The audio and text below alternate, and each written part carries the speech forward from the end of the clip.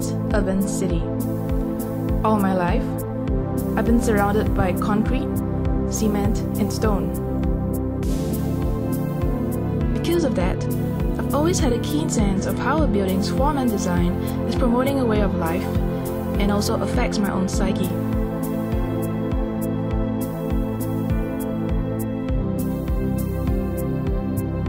Buildings speak to me, and they do so through different ways.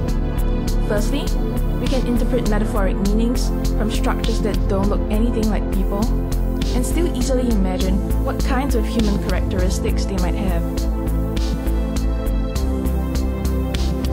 The stark white lines of the Melbourne Recital Hall zigzag across the outer surface, making it seem zany and bursting with creative freedom. I imagine that if my own consciousness were to be rendered in physical space, this is how it would look like.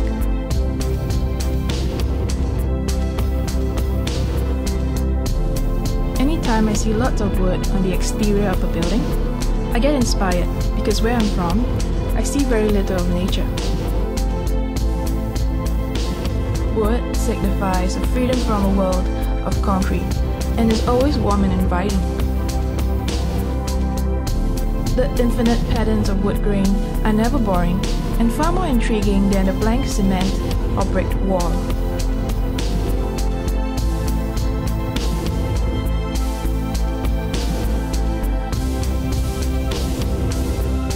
Melbourne's city centre has a great number of heritage buildings from the 1800s. Many of them have these tall, sharp-pointed Gothic arches that convey intensity and severity and feel imposing to me. It suddenly seems like the builders then wanted to put the fear of authority into the hearts of the people.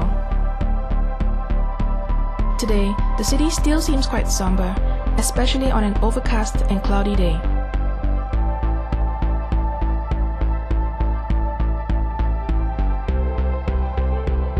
Buildings are able to encourage and sustain in their inhabitants certain moods and thoughts, besides just serving the mechanical purposes of giving us shelter and keeping us warm. Patients visiting this community health center would be at ease within this calming green setting and the many details that help evoke a tropical forest.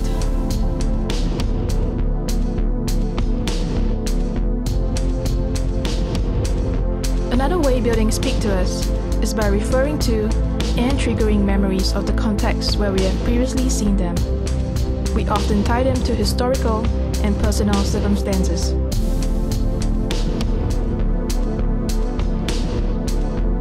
It's no surprise then that the specific style of this town hall in Camberwell would remind me of colonial-era landmark buildings at home in Singapore. I get a sense of how the British were omnipresent during the height of their colonial empire. Even the tiniest details can unleash our memories. The font on this facade is enough to conjure up images of the glamorous Art Deco period. I like to fantasize about going back in time to an age where a night out at the cinemas was a lively and dazzling affair. Buildings as cultural archaeology allow me to happily accomplish that.